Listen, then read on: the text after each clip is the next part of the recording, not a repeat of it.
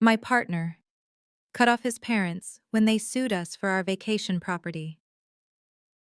You did what? You're suing us? My hands trembled as I stared at my future mother-in-law standing in our living room, uninvited, unwanted, and holding legal documents like weapons. It's not personal, Kelsey, Linda said, her voice dripping with false sweetness. That beach house should belong to the family, not just you two. We bought it with our own money, I shot back. Money that should have secured the family's future. Robert and I have rights to that property. You have zero rights. Get out of our house. My partner cut off his parents when they sued us for our vacation property. Hi, I'm Kelsey. Today I'm going to tell you my story. But before I continue, please like, share, and subscribe to hear more stories like this. So let me take you back to how this whole nightmare started. I met Nathan 3.5 years ago at a pharmaceutical conference in Phoenix. He was presenting research on immunotherapy treatments, and I was there representing my hospital's oncology department. We bonded over stale conference bagels and our shared frustration with keynote speakers who refused to stay on schedule. Nathan came from what I initially thought was a warm, supportive family. His parents, Robert and Linda, lived in an affluent suburb about 90 minutes away. His younger sister Claire was finishing her master's in architecture. They seemed welcoming when I first met them at a country club brunch. So Kelsey, Nathan tells us you're making quite a name for yourself in cancer research, Linda said, delicately spreading cream cheese on her croissant. I'm doing my best. The hospital's been incredibly supportive of my work. Robert nodded with approval. Research is valuable, though I imagine the real income is in private consulting. Dad, Nathan warned, I'm simply saying you both have tremendous potential. You could be earning 4 times what the hospital pays. I forced a polite smile. We're happy with our choices. Everything seemed normal enough, standard family conversations, or so I thought. But there were warning signs I didn't recognize at first. The way Linda would casually inquire about my compensation package, how Robert would mention his connections in the medical industry, suggesting he could have secured Nathan a more lucrative position. The way they'd walk through our townhouse like real estate appraisers rather than visiting their son. You could afford something more impressive than this, Linda once remarked, running her finger along our kitchen counter like she was checking for flaws. We love our place, Nathan had replied firmly. I'm just saying presentation matters in your professions. The first warning sign came about 7 months into our relationship. Nathan and I had been saving aggressively because we both wanted to invest in property, specifically a vacation home. We'd discovered this stunning beach cottage about 3 hours south. It needed renovation, but the oceanfront location was breathtaking and the price was reasonable. We were at brunch with his parents when Nathan mentioned it. Kelsey and I found an incredible property on the coast. Linda's coffee cup paused halfway to her lips. A vacation property? Isn't that rather premature? We've analyzed all the financials, I explained. It's actually a smart investment with the summer rental potential. Robert leaned back in his chair. Rental potential means managing tenants, strangers damaging your property, insurance complications. We've considered that, Dad. We might rent it occasionally, but primarily, it's for us. Seems like substantial capital to lock up in a secondary residence, Linda said. What about your investment portfolios? Nathan sighed. They're fully funded, Mom. We're not being irresponsible. I didn't say irresponsible, I said premature. The tension was unmistakable. But we purchased the cottage anyway. It was perfect. 2 bedrooms, wraparound porch, massive windows overlooking the ocean, even an outdoor shower. We spent weekends driving down, renovating the bathroom, refinishing the hardwood floors, transforming it into our private sanctuary. Then complications emerged. Nathan's parents started hinting about visiting, not requesting, expecting. That ocean air must be therapeutic, Linda mentioned during a phone call Nathan had on speaker while we unpacked groceries. It really is, Mom. We absolutely love it there. Your father's been so overwhelmed with work. A coastal retreat sounds perfect for his stress levels. Maybe eventually. We're available next weekend. Actually, we could drive down Friday afternoon. Nathan glanced at me. I shook my head slightly. Next weekend doesn't work for us, Mom. Oh, why not? We already have plans. Plans at your cottage? Surely there's room for family.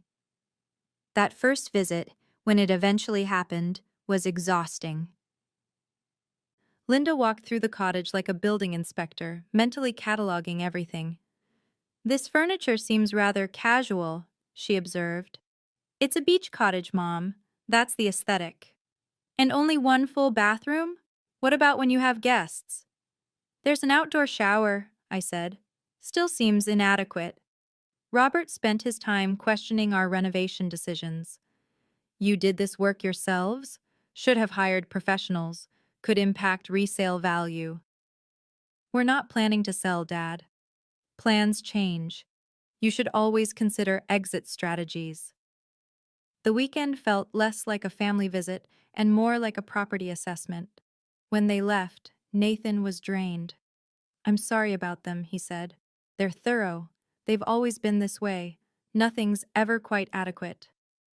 About 9 months later, we got engaged. We'd planned it thoughtfully, designed the ring together, everything. We decided to tell his family in person at an upscale Italian restaurant downtown. We have some news, Nathan said after the antipasti arrived. Kelsey and I are getting engaged.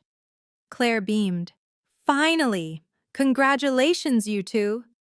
But Robert and Linda just exchanged glances. Engaged?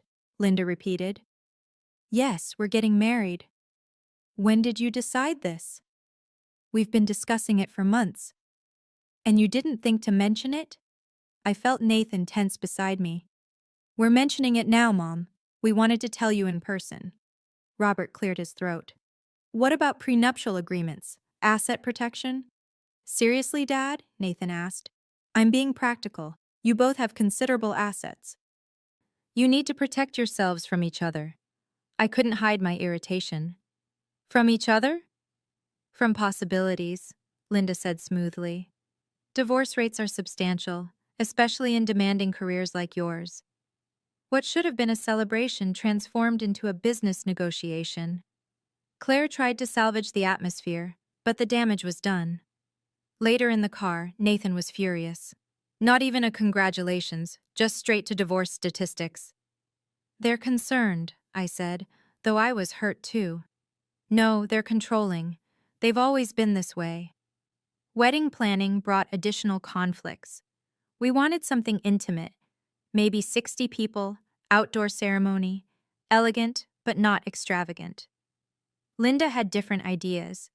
60 people? That's impossible. Your father has business colleagues. I have the charity committee. The guest list is already at 180. It's our wedding, Mom, not a networking opportunity. Don't be naive, Nathan. Weddings are always networking opportunities. The arguments escalated. Linda wanted input on everything: vendors, flowers, music. Robert kept raising financial concerns, asking pointed questions about our assets. Once you're married, your finances become interconnected, he said during one particularly tense dinner, including that beach property. What about it? Nathan asked. Just saying it's a valuable asset. You need to structure things appropriately. Structure what? Protection in case things don't work out. That's when I understood their real concern. They didn't trust me. Despite my successful career and the fact that I'd contributed equally to the cottage purchase, they saw me as a threat to their son's financial future. The wedding was beautiful despite their attitudes. Linda spent the reception networking instead of celebrating. Robert's toast mentioned smart financial planning 4 times. But Claire was wonderful, our friends were supportive, and Nathan and I were happy. That's what mattered. About 13 months after the wedding, things escalated. We'd been spending more time at the cottage, had completed all the renovations, and it had become our true escape. Then Nathan's parents started demanding to use it.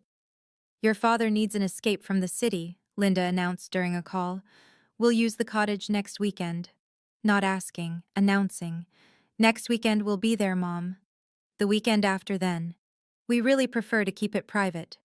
Nathan, we're family. Family shares. Don't be selfish. We reluctantly agreed to let them use it once. We left detailed instructions about the security system, the temperamental water heater, the gas fireplace. We even stocked the refrigerator for them. When we went down 2 weeks later, things were different. Furniture had been rearranged. Our personal belongings had been relocated to closets. They'd even changed the preset radio stations. Did your parents redecorate our cottage? I asked. Nathan was staring at the living room where our framed photos had been replaced with generic coastal prints. Apparently. He called Linda immediately. Mom, did you rearrange our cottage? Just a few improvements. The flow was all wrong. It's our cottage, our flow. No need to be dramatic. I was helping. That was the last time they used it alone, but the requests kept coming. Linda started telling people about the family cottage, which led to her brother calling to book a weekend. The what? I asked when Nathan told me. Apparently we own a family cottage now. Funny, I remember writing a check for a private cottage. Yeah, well, my mother has rewritten history. We had to field calls from various relatives explaining that no, they couldn't just reserve weekends at our private property. One cousin actually appeared unannounced, claiming Linda had given her the address and said it would be fine. She said it was the family cottage, the cousin explained awkwardly when we found her attempting to get in. It's not, Nathan said firmly. It's our private property. But Linda said, Linda lied. The cousin left embarrassed and confused. Nathan called his mother immediately. How dare you send people to our cottage? I didn't send anyone. I simply mentioned that family members could enjoy it. It's not yours to offer. Everything you have came from somewhere, Nathan. Your father and I gave you the foundation for your success. My medical degree came from my hard work. Who paid for your undergraduate? Who bought you that truck so you could get to classes? That doesn't give you ownership of my life. Linda was furious. You're breaking family bonds, she told Nathan, hoarding resources instead of sharing them. It's not a resource. It's our home. A second home, while some family members struggle to afford vacations. That's not our responsibility, Mom. Family should take care of family. The entitlement was staggering. But the real nightmare started 5 months ago. We were at the cottage when Nathan's phone rang. It was Claire, and she sounded worried. Nathan, you need to know something. Mom and Dad have been meeting with attorneys. What? Why? I overheard them. They're trying to claim partial ownership of your cottage. My stomach dropped. Nathan went pale. That's insane. They're arguing that because they gave you money over the years, birthday gifts, helped with your truck in college, they have an investment claim on your assets. They can't be serious. Dead serious. They've already had 3 meetings with some lawyer. We immediately contacted our own attorney, who assured us their claim was baseless, but warned they could still file a nuisance lawsuit. We hoped Claire had misunderstood. 2.5 weeks later, we were served with papers. Robert and Linda were suing us for 25% ownership of the cottage. I was home when the process server arrived. Nathan was at the hospital. I called him immediately. Your parents are suing us. What? I'm holding the papers. They want 25% of the cottage because they invested in your financial foundation. I'm coming home. We read through the lawsuit together. It claimed that because Robert and Linda had given Nathan money throughout his life, birthday gifts, some assistance during medical school, a truck down payment, they were entitled to partial ownership of any significant assets he acquired. The legal theory was laughable, but it was real. Nathan called them immediately. I sat beside him, listening on speaker. You did what? You're suing us? Linda's voice was calm. It's not personal, Kelsey. That beach house should belong to the family, not just you two. We bought it with our own money. Money that should have gone to securing the family's future. Your father and I have rights to that property. You have zero rights. Get out of our house. Because yes, they were in our house. They'd used their spare key to let themselves in while we were both at work and were sitting in our living room with documents spread on our coffee table. How dare you break into our home? Nathan demanded. Robert looked unperturbed. We have a key. We're family. Give it back now. Nathan, let's discuss this rationally. You're suing us. There's nothing rational about this. Linda stood up. We're protecting our investment. Every dollar we gave you, every sacrifice we made, that cottage represents our return. Your return? Gifts with the expectation of family loyalty. Instead, you hoard assets and shut us out. I stepped forward. Get out, both of you, now. Kelsey, you don't understand family. I understand trespassers. Leave before I call the police. They left, but Linda couldn't resist a final manipulation. Think about Claire. Don't you want to set aside something for her future? That cottage could benefit the whole family.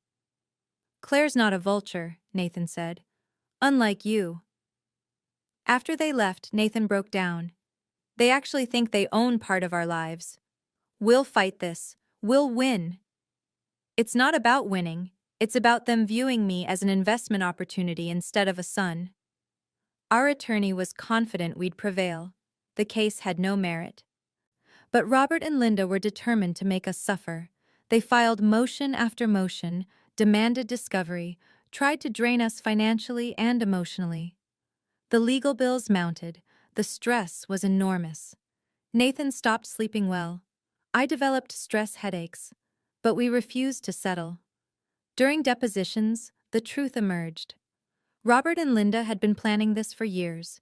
They'd kept records of every gift, every meal they'd paid for, calculating what they called their parental investment return. You documented birthday presents? Our attorney asked during Linda's deposition. Of course, good parents track their children's assets. Assets or gifts? There's no difference when it comes to family. They'd even created spreadsheets. $20 here, $70 there, the truck down payment, partial tuition assistance, all tallied up with interest calculated. They determined that their investment in Nathan totaled nearly $35,000 over his lifetime, and they wanted their 25% return via the cottage. This is insane, Nathan whispered to me during a break. They turned raising me into a business venture. During Robert's deposition, he revealed even more disturbing details. We always knew Nathan would be successful, he said. We invested accordingly. Invested? Our attorney pressed. Time, money, opportunities. Parents should benefit from their children's success. So you see your son as an investment vehicle? I see family as a financial ecosystem. We put resources in. We should get resources out. The judge was not impressed. During the hearing, he struggled to understand their logic. Let me clarify, he said. You gave your son birthday money and helped with some expenses during his education, and you believe this entitles you to ownership of property he purchased after marriage with his own earnings? Robert tried to explain their investment theory, but even he seemed to realize how absurd it sounded in court. We won completely. The case was dismissed with prejudice. The judge ordered them to pay our legal fees, calling the lawsuit frivolous and vindictive. But winning felt hollow. Nathan's relationship with his parents was destroyed. The family was shattered. Claire supported us, which led to her own confrontation with them. They're calling me a traitor, she told us over dinner, for having a conscience, for choosing you over money. Apparently, the fallout was extensive. Robert and Linda had told everyone their version: ungrateful son, manipulative daughter-in-law, stolen family assets. But when the court documents became public, people saw the truth. Relatives called to apologize. Friends expressed shock. Robert and Linda found themselves isolated, their reputation in their social circles damaged. The financial hit was severe too. Legal fees drained their savings. Robert had to postpone retirement. Linda had to sell her Lexus and buy a Honda. They'd gambled everything on that lawsuit and lost spectacularly. They tried reaching out multiple times, letters, emails, showing up at the hospital. Always the same message. Mistakes were made. Family should forgive. Couldn't we move forward? Nathan's response never wavered. You tried to steal from us. There's no forgiveness for that. Claire eventually moved to Seattle. I can't watch them self-destruct anymore, she said. They're consumed by bitterness and greed. Last we heard, Robert and Linda's marriage was failing. The stress, the financial loss, the complete estrangement from both children, it was destroying them. Each blamed the other for pushing the lawsuit. Linda made one final attempt, sending a long letter about how she'd only wanted what was best and how hurt she was by our cruelty. Nathan sent back a one-line response. You sued your own son. Live with it. We still have our cottage. We've made more improvements, created countless memories, and occasionally let Claire use it when she visits. It's our sanctuary, built with our hard work and our dreams. Robert and Linda wanted to claim ownership of what we'd built. Instead, they lost ownership of what truly mattered, their relationships with their children. Their greed cost them everything real while chasing something they had no right to. Some people believe family means you're entitled to share in success you didn't earn. That DNA is a deed of ownership to your achievements, but real family celebrates your success without trying to steal it. Real family respects what you've built instead of demanding a piece of it. Nathan and I are stronger than ever.